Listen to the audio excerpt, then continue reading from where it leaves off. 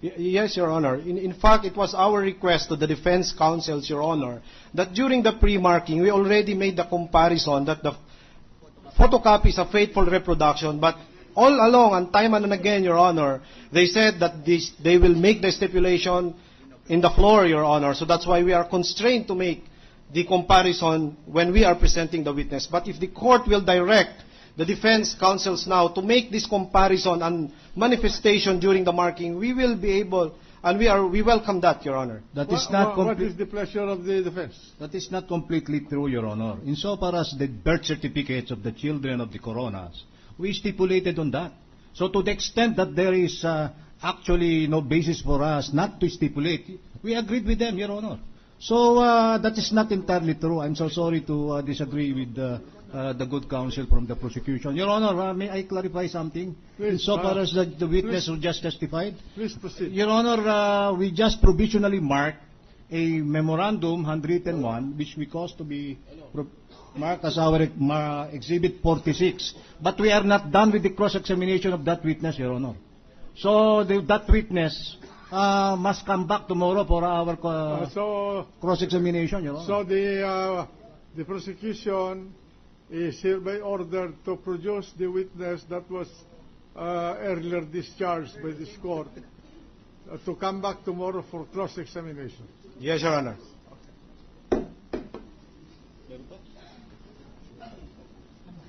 No, but I'm sorry, Your Honor. I'm so sorry. My understanding is we temporarily discharged the witness for further cross-examination tomorrow, hoping that there will be no other witness. If there's going to be another witness, we might as well call this witness and we finish the cross-examination. Okay with us. That's fine with us, Your Honor. Precisely.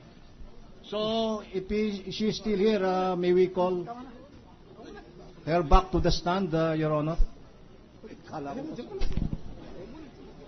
Who is being called to the stand? Mr. President, may we call back the previous witness? The previous witness? All right. The previous witness is being recalled to the witness stand. For what purpose? For the cross-examination, Mr. President. All right. Of the defense. Proceed. With the permission of the Honorable Presiding Officer and the Honorable Members of the Impeachment Court, I did not get your your name correctly, Madam Witness. What's your name again? My name is Nerissa Josef. Nerissa Josef. Yes, sir. And did I hear you right that you are still single? Yes, sir. So, Ms. Josef. No, sorry.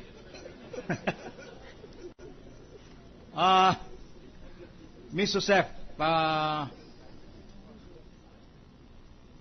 the transaction, according to you, based on the contract to sell and even the deed of absolute sale, which have been marked already as exhibits for the prosecution, took place sometime in 2004? Yes, sir, that's correct.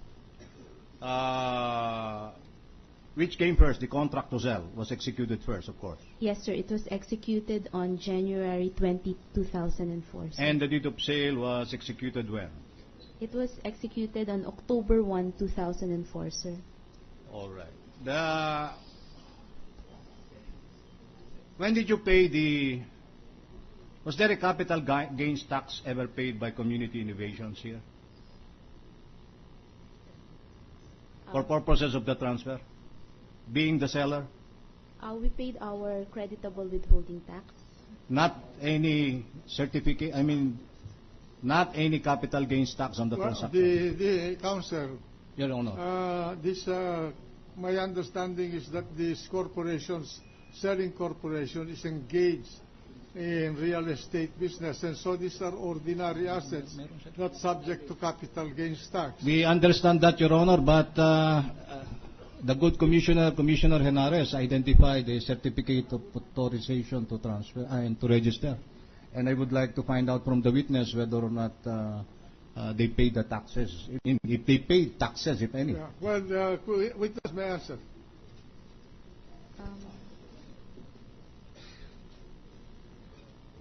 Based on our records, sir, we did pay we do have a certificate authorizing registration. Plus, we also have which indicates that that we have paid our taxes, sir, in order to transfer the title. Do you have a copy of that with you, Madam Witness? Yes, I have, sir. Are you given an authority to register this kind of property by the Bureau of Internal Revenue?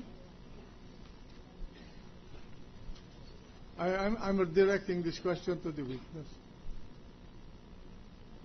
Because only capital assets in real estate nature are covered by that requirement under the Internal Revenue Code. Because ordinary assets, real estate subdivision properties are stuck in trade in ordinary course of business, and they're not capital assets. They are ordinary assets not subject to capital gains, but ordinary income tax. Yes, Your Honor. That's correct. I am not aware that if that we have paid capital gains tax on this property. You are correct, sir. We have paid ordinary income taxes. Well, anyway, that's beside the point. I cannot understand. I'm just trying to clarify this because the only real estate transaction that requires a capital gains tax are capital real estate in the nature of capital assets, not ordinary assets of an operating company, especially a corporation that engages in buying and selling real property. But proceed. Thank you, Your Honor. Do you have that certificate authorizing registration with you? May I borrow it momentarily? Meron pa. Thank you. Ms. Joseph, I have here with me a photocopy of the same document previously marked for the prosecution as Exhibit LLL or Triple L. May I show this to you and just confirm for the record that this is a copy of that particular document, the duplicate original of which you have shown to the court.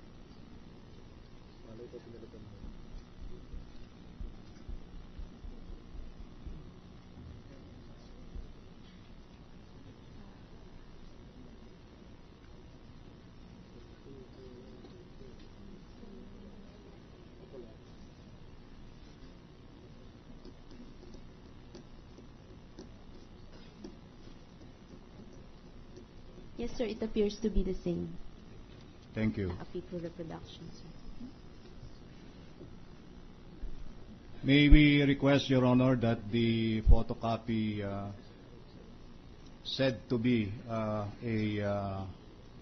faithful reproduction of the duplicate original copy testified on by the witness be marked as our Exhibit 47, Your Honor. Mark it accordingly.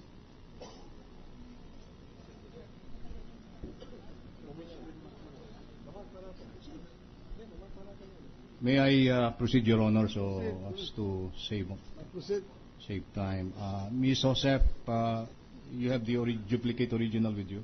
Yes. Is there any indication there about the assessed value of the property covered by this particular document? There is a selling price here, sir. Under that, it's 3,588,931 pesos and 82 centavos, sir. How about an entry concerning assessed value?